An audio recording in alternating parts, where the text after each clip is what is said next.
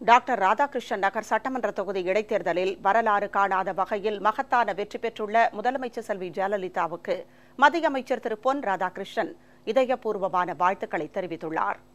Doctor Radhakrishnan நகர் சட்டமன்ற தொகுதி இடைத்தேர்தலில் அஇஅதிமுக பொதுச் செயலாளரும் முதலமைச்சருமான செல்வி ஜெயலலிதா 1,60,432 வாக்குகள் பெற்று வரலாற்று சிறப்புமிக்க வெற்றியை பெற்று சரித்திர சாதனை படைத்துள்ளார்.